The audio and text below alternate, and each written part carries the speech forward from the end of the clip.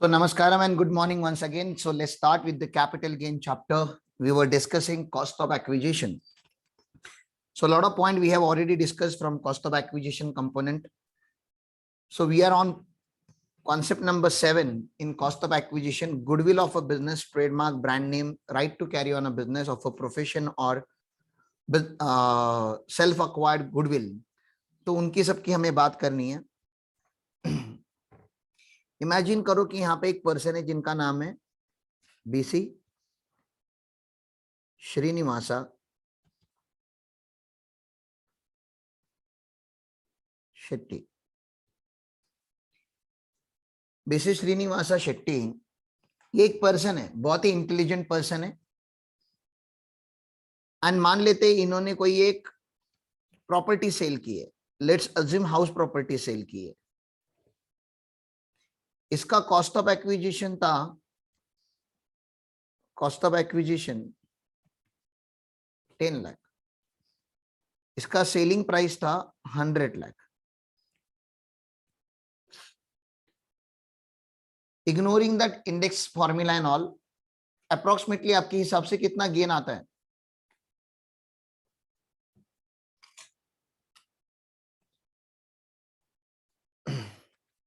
बोलो. बीसी श्रीनिवासा शेट्टी जी ने एक कैपिटल एसेट परचेस किया है, कोई भी capital asset. I have taken example of home, it can be any capital asset. और जिसका कॉस्ट ऑफ एक्विजिशन 10 लाख है और सेलिंग प्राइस इसका 100 लाख है. आपके हिसाब से कैपिटल गेन कितना आता है? 90 का आता है. तो टैक्सेबल होना चाहिए, राइट? Yes. टैक्सेबल होना चाहिए. बट ही डिड नॉट पे any tax. He did not पे द टैक्स क्योंकि इन्होंने ना बोला कि मैंने 2 असेट बेचे. सर 2 असेट कौन से? तो इन्होंने बोला देखो ये जो ट्रांजैक्शन है ना इसको 2 में डिवाइड करना पड़ेगा आपको. सोल्ड ऑफ हाउस प्रॉपर्टी, तो बोलते हैं इसका फुल वैल्यू ऑफ कंसिडरेशन जो है वो 10 लाख है और इसका कॉस्ट ऑफ एक्विजिशन भी वो भी 10 लाख रुपीज है. तो कैपिटल गेन यहाँ पे नील आया. तो उन्होंने बोला ऊपर का 90 लाख, वो बोलते वो मेरा गुडविल है.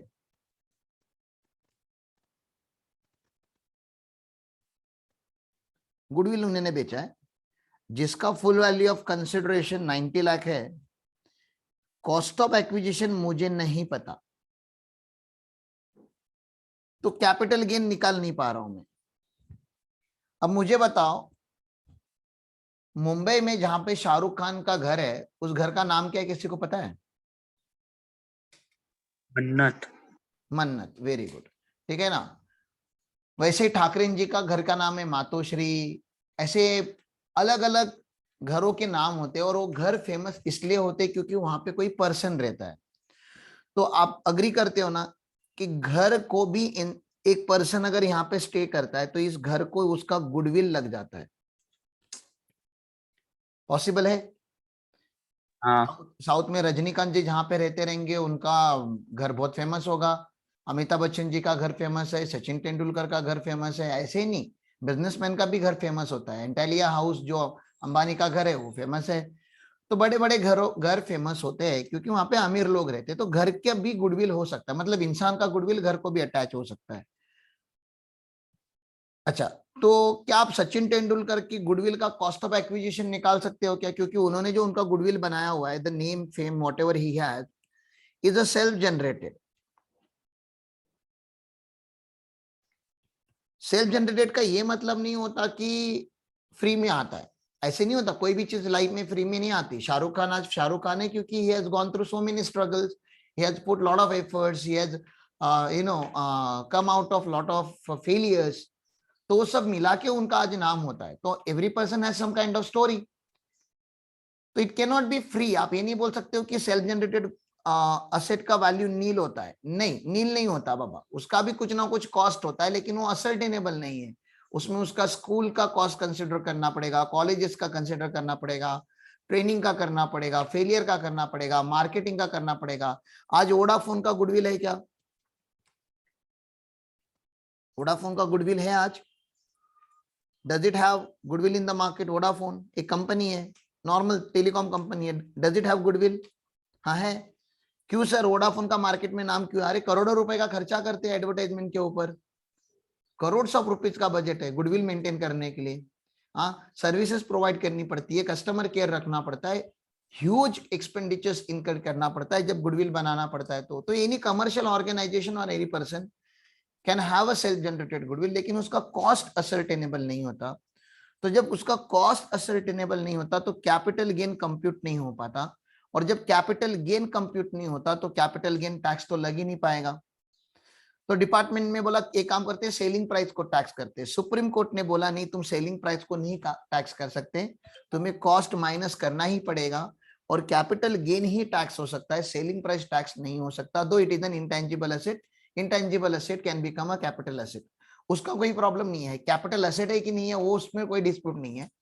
It can be capital asset, can be a tangible asset, capital asset can be a intangible asset. Problem किस चीज का है कि आप उसका कॉस्ट असर्टेन नहीं कर पा रहे हो, या तो आपके पास कोई मैकेनिज्म नहीं है जिसका कॉस्ट असर्टेन होना है। अगर ये खाली बात बीसी श्रीनिवास की होती तो गवर्नमेंट को भी कोई प्रॉब्लम नहीं था, चलो एक आध केस साल में एक आध ऐसा आ गया तो कोई बात नहीं है। लेकिन मुझे बताओ, राम पाटिल करके भी नाम, अभी मैंने थोड़ा बहुत तो नाम कमाया है कि नहीं अपना जिंदगी में? थोड़ा, शाहरुख खान सलमान खान जितना नहीं, अपना भी तो थोड़ा गुडविल है, तुम लोगों का भी अपना गुडविल है, 4-50 लोग तुमको भी जानते होंगे। तो मेरे गले में जो अभी गोल्डन चेन है, is it a capital asset? बोलो, क्या ये कैपिटल एसेट है मेरे लिए? हाँ हाँ, क्यों नहीं, मेरा ज्वेलरी मेरी कैपिटल एसेट है। डीजे साहब भूल तो नहीं गए तुम लोग? नहीं नहीं, याद है याद है। हाँ, ड्राइंग ज्वेलरी कैपिटल एसेट होता है, तो ये मेरे लिए कैपिटल एसेट है। अच्छा, ये ज्वेलरी पकड़ लो, अभी मुझे नहीं पता इसका मार्केट वैल्यू कितना है, इसका कॉस्ट समझो अगर 50,000 का था, और अभी इसका मार्केट वैल्यू समझो 90,000 का है, तो 40,000 का कैपिटल गेन दिख रहा है ना आपको? हाँ लेकिन मैं क्या बोलेगा, मैं बीसी श्रीनिवास शेट्टी यूज करेगा, मैं बोलेगा सुनो सुनो सुनो, मेरा जो गोल्ड चेन है ना, वो सामने वाले ने इसलिए नहीं परचेस किया कि उसको गोल्ड चेन परचेस करना था, सामने वाले ने इसलिए परचेस किया क्योंकि उसमें राम पटेल का गुडविल लगा हुआ है, ठीक है ना? तो मैंने 50,000 का ज्वेलरी, मे भी ऐसा ही बाइफर्केशन करेगा 90 का, 50,000 का ज्वेलरी 50,000 में ही बेचा है साहब, और मेरा गुडविल जो है वो मैंने 40,000 में बेचा है उस ज्वेलरी को अटैच करके। तो ये मेरा गुडविल है, और गुडविल की कॉस्ट तो असर्टेनेबल नहीं है। BC Srinivas Shetty Supreme Court का जजमेंट आ गया है साहब। तो सडनली देश में ना हर ऐरे गैरे का गुडविल आना चालू हो गया, और बहुत सारे लोगों ने इस जजमेंट को मिसयूज करके टैक्स नहीं भरा। बोलो, ये तो गलत है ना?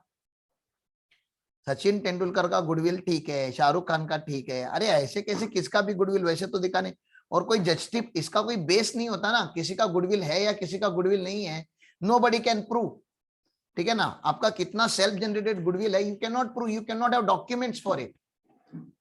तो आपको नहीं लग रहा कि ये मैनिपुलेशन करने का एक मौका ही हो गया?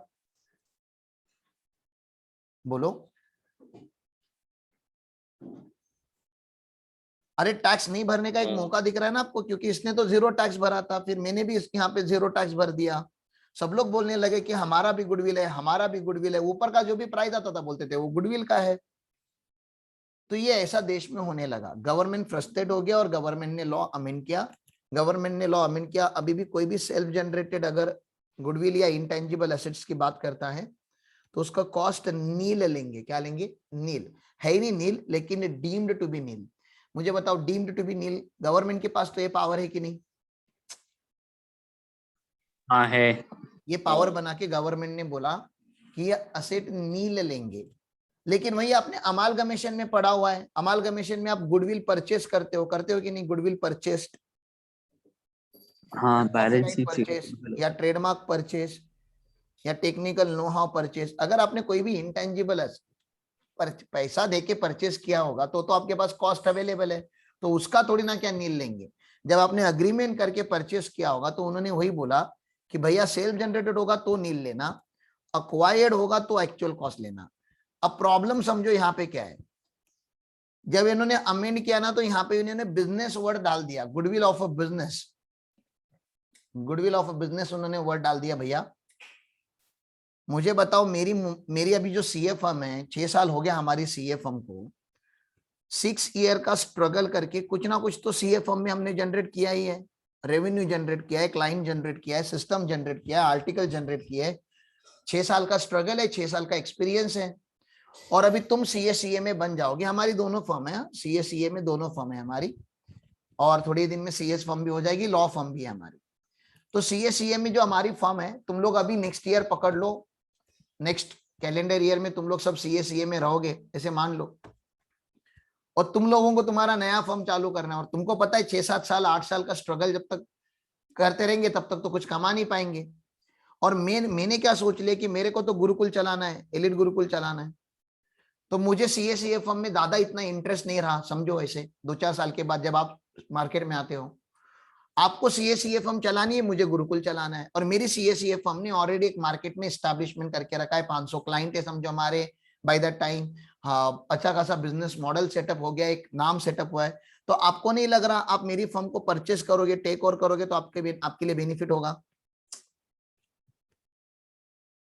आप मेरी फर्म को टेक ओवर करके मेरी फर्म के नाम पे चलाओ। तो are you interested in the furniture that we have? Are you interested in that furniture? वो इंपॉर्टेंट है कि आपके लिए? जब आप सीए फर्म टेक ओवर करोगे, पकड़ लो मैंने आपको मेरी सीए फर्म 1 करोड़ में बेची, ठीक है ना, 100 लाख में बेची। इसमें का फर्नीचर होगा 10 लाख का, कंप्यूटर्स होंगे 15 लाख के, बाकी छोटे मोटे असेट होंगे 5 लाख के। तो सर कितना हो गया? सर ये 30 लाख होता है। 30 लाख के तो मैंने आपको असेट दिए सर, ऊपर का 70 लाख क्या लिया हुआ है? ऊपर का 70 लाख ये जो 6-7 साल का 8 साल का जो स्ट्रगल होगा उसका पैसा लिया, तो इसको मैं गुडविल बोल दूं? ये गुडविल। Yes. आपने मुझे गुडविल दे दिया, क्योंकि आपको मेरे फर्नीचर में, कंप्यूटर में, लैपटॉप में ज्यादा इंटरेस्ट नहीं होता, आपको मार्केट में भी मिल जाएगा, मेरे से अच्छा मिल जाएगा।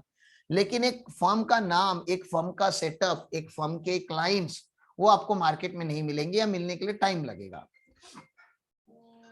तो ये बातें आप लोगों को समझ में आनी चाहिए। तो सर होता कैसे है? अगर मैंने इस गुडविल का 70 लाख ले लिया, तो ये तो सेल्फ जनरेटेड गुडविल हो गया मेरी फर्म के लिए। ये मेरा सेल्फ जनरेटेड गुडविल है ना?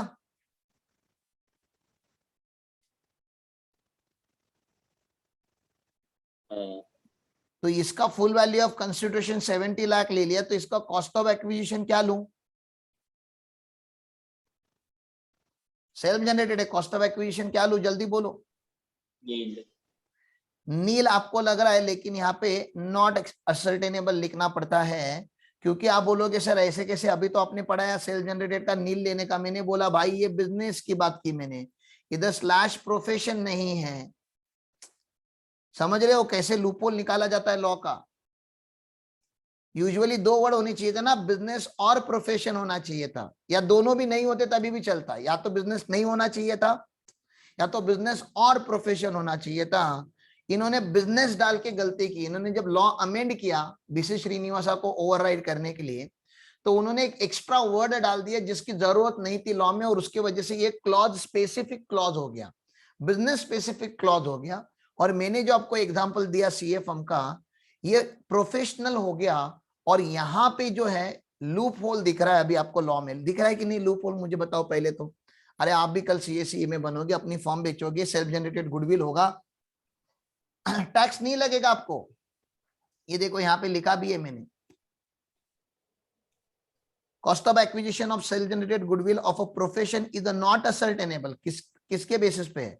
BC Srinivasa Shetty Supreme Court judgment के ऊपर बेस है। आप बोलोगे अमेंडमेंट तो आ गया, अमेंडमेंट बिजनेस का आया हुआ है, अमेंडमेंट प्रोफेशन के लिए नहीं आया है। क्लियर है? ये थोड़ा एडवांस है, थोड़ा क्लियर होना चाहिए। ये थोड़ा केस लॉ बेस है, फाइनल का है। On January 31st, 2021, Mr. A has transferred self-generated goodwill of his profession for a sale consideration of 70,000 and incurred expenses of 5,000 for such transfer. You are required to compute capital gain chargeable to tax in the hands of Mr. A. अब जब self generated goodwill दिखता है ना लोगों को, तो लोग calculation कैसा एग्जाम में करना चालू कर देते हैं पता है? 70,000 minus transfer expenses 5,000, net consideration 65,000 minus self generated goodwill, तो उसका नील, तो कैपिटल गेन 65,000। ऐसा आंसर निकालते हैं ना यूजुअली, आप लोग भी ऐसे निकालते हैं ना। अभी 70,000 है, 5,000 का खर्चा किया है, मैंने अभी अभी पढ़ाया सेल्फ जनरेटेड का कॉस्ट नील होता है, ऐसे ही करते हैं लोग, दुनिया ऐसे करके आती है। लेकिन आंसर देखो क्या है, the transfer of self generated goodwill of a profession, हाँ प्रोफेशन की बात हो रही है यहाँ पे, is not chargeable to tax, it is based on the Supreme Court ruling in BC Srinivasa Shetty. और ऊपर बीसी श्रीनिवासा शेट्टी को डिटेल में लिखा हुआ है, आप पढ़ सकते हो अगर आपको पढ़ना है तो। बोलो मैंने क्या बोला, क्लियर है? Yes sir. अब सीएमए के बच्चों को एमसीक्यू आएगा, तो यहाँ पे अगर प्रोफेशन दिया जाएगा तो आपको एमसीक्यू में नील के ऊपर क्लिक नहीं करना है, कॉस्ट अगर पूछ रहे तो नॉट असर्टेनेबल पे क्लिक करना है, और कैपिटल गेन पूछ रहे हैं तो नील के ऊपर क्लिक करना है, क्योंकि कैपिटल गेन टैक्सेबल नहीं होगा। तो एक कॉन्सेप्ट और पढ़ा दी मैंने, ये point number 7। Next, cost of equity shares और एसॉप। सर इसका कैसे करेंगे, बता देता हूं इसका कैसे करेंगे।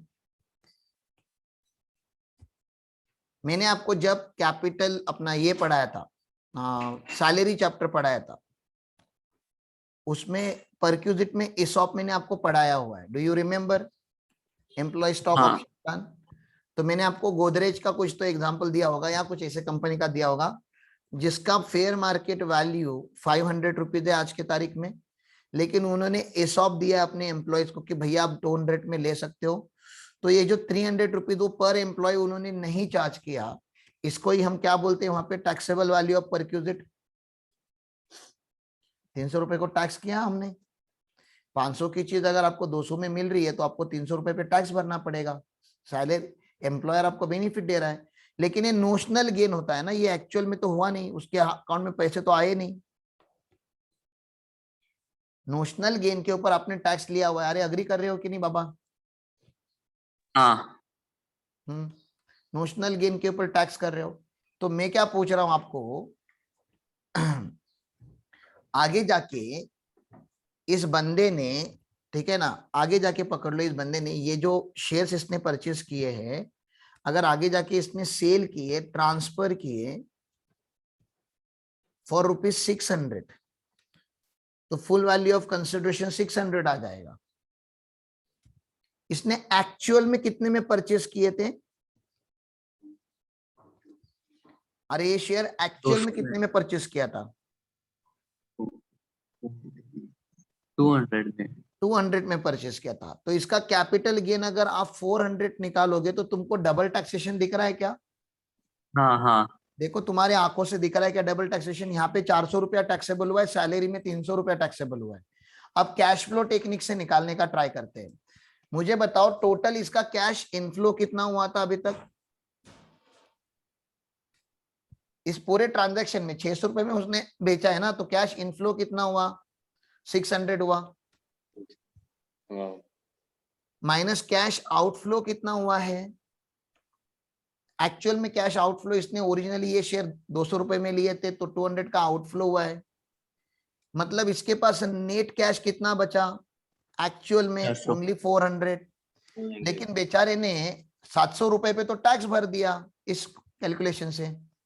किसी को 400 का रियल गेन हुआ है और तुमने 300 सैलरी चैप्टर में टैक्स कर दिया, 400 कैपिटल गेन टैक्स चैप्टर में टैक्स कर दिया, तो डबल टैक्सेशन हुआ है। ये इज इट क्लियर? पहले तुम प्रॉब्लम समझो फिर सॉल्यूशन समझोगे। तो हमारे कैपिटल गेन चैप्टर ने क्या बोला? To avoid double taxation, capital gain chapter ने बोला सुनो फुल वैल्यू ऑफ कंसिडरेशन तो 600 ही लेना पड़ेगा। हमने बोला ले लेते हैं, लेकिन जब आप इसमें से कॉस्ट ऑफ एक्विजिशन माइनस करोगे तो डीम्ड कॉस्ट माइनस करना, deemed cost of acquisition minus करना, और deemed cost of acquisition should be fair market value. ये क्या होनी चाहिए? Fair market value. सर कौन सी फेयर मार्केट वैल्यू? जो सैलरी चैप्टर में तुमने परक्यूजिट कंप्यूट करने के लिए ली थी। तो ये 500 यहां से माइनस होना चाहिए। अगर ये 500 यहां से माइनस होगा तो नेट 100 रुपीज आएगा। तो कैपिटल गेन आएगा लेकिन 100 रुपीज का आएगा। बोलो ये राइट है ना? क्यों सर? क्योंकि आपने यहाँ पे 500 कंसिडर करके 300 पे ऑलरेडी टैक्स भर दिया है। तो अभी देखो यहाँ पे 300 टैक्सेबल हो गया, सैलरी चैप्टर में 300 टैक्सेबल हो गया और कैपिटल गेन चैप्टर में 100 टैक्स हो गया, तो 300 प्लस 100 इज इक्वल टू 400 होता है, which is matching with your cash flow. हाँ तो ये नॉर्मल कॉस्ट नहीं है, ये एक्सेप्शनली ऐसा कॉस्ट लिया जाता है, और मैंने आपको पहले से पढ़ा के रखा है capital gain chapter is full of exception. तो यहाँ पे हमने क्या लिखा है, कॉस्ट ऑफ स्वेट इक्विटी और एसॉप, यहाँ पे क्या लेना पड़ता है, fair market value as on exercising date, जो तुमने लिया था सैलरी के चैप्टर में, सैलरी के चैप्टर में under section 17 subsection 2 perquisite calculation के लिए, ठीक है ना। और अगर आपको फिर भी नहीं समझा होगा तो यहाँ पे रेफर सैलरी करके लिख सकते हो आप लोग। सैलरी चैप्टर में मैंने आपको ये सब पढ़ाया हुआ है ऑलरेडी। इधर देखता हूं कोई क्वेश्चन है क्या। Illustration 15 from CMA inter module, this should be on ESOP। ध्यान दो, T Limited grants option to its employee Rajat as on 1st April 2016 to apply for 100 shares। तो एक शेयर का ऑप्शन नहीं है, उसके पास 100 शेयर्स का ऑप्शन है। of the company for making the available right in intellectual property to the employer company at predetermined price of 150 per share। तो ये इश्यू प्राइस हो गया उसके लिए, उन्होंने बोला कि आपको 150 रुपीज में हम कंपनी का ESOP दे देंगे, क्योंकि आप बहुत ही इंपॉर्टेंट एम्प्लॉई हो, आप अपना इंटेलेक्चुअल प्रॉपर्टी राइट कंपनी को दे रहे हो। With the date of vesting the option being 1st April 2018 and exercise period being 1st April 18 to 31st March 2021। इस पूरे पीरियड में 2018 से लेके 2021 तक आप कभी भी, आपके पास जब भी पैसे आएंगे आप एक्सरसाइज कर लेना। तो इस टाइम पे उसको राइट डिक्लेयर किया गया, वो कभी जब भी लेगा एक्सरसाइज करेगा तभी का मार्केट वैल्यू हमें देखना है। रजत एक्सरसाइज, ये डेट इंपॉर्टेंट है हमारे लिए, exercise is option as on 31st May 2020, ये डेट हमारे लिए इंपॉर्टेंट है। The shares allotted or transferred to him on 30th June 2020, the fair market value of such shares on a different date as follows। तो आपको exercise day का fair market value देखना है, ये नहीं देखना है, ये भी नहीं देखना है, 31st May वाला देखना है, ये भी नहीं देखना है। तो आपका फेयर मार्केट वैल्यू हो जाता है 1250। क्या तुम मुझे बता सकते हो सैलरी चैप्टर में कितना, नहीं एक मिनट आगे जाता हूं। Mr. Rajat gifted 25 shares to his brother and sold the balance shares at 2180 per share। Compute the taxable value of perquisite if any and capital gain in the hands of Mr. Rajat। चलो capital gain तो बाद में निकालेंगे। आप लोग क्या मुझे पर शेयर परक्यूजिट बता सकते हो कितना टैक्सेबल होगा, परक्यूजिट पर शेयर 150 रुपीज को वो शेयर परचेस कर रहा है, जबकि मार्केट वैल्यू 1250 है। कितने का बेनिफिट हुआ इसको अपने एम्प्लॉयर से,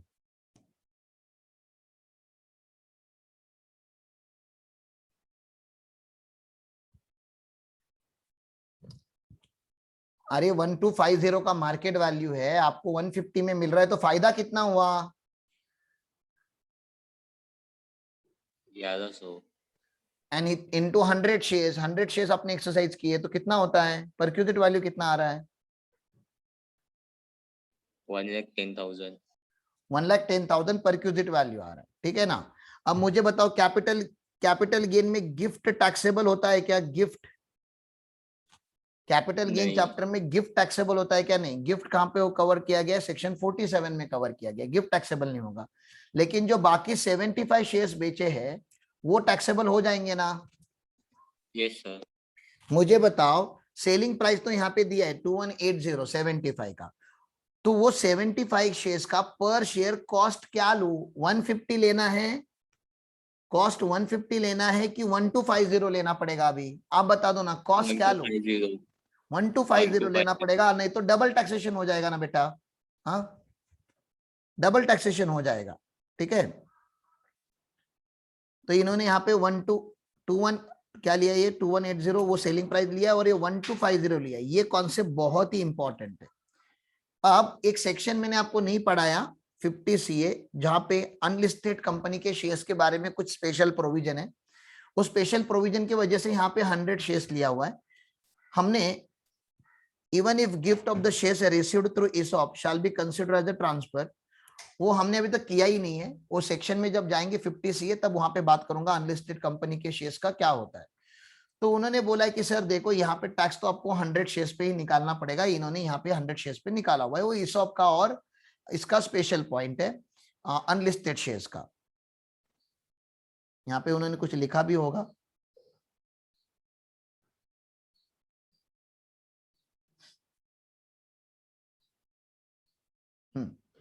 आई होप आप लोगों को ये प्राइस समझ में आया कम से कम 1250, ठीक है ना। बाकी वो 100 शेयर्स का मैं आपको 50 सीए में पढ़ाता हूँ कि लोग झोल कैसे करते थे, उसको एंटी झोल करना पड़ा था। तो this is how we have concluded our this part as well. तो एक छोटा सा ब्रेक हो जाए यहाँ पे और हम लोग एक 840 के आसपास रीलॉग इन करते हैं, 840। Okay okay sir.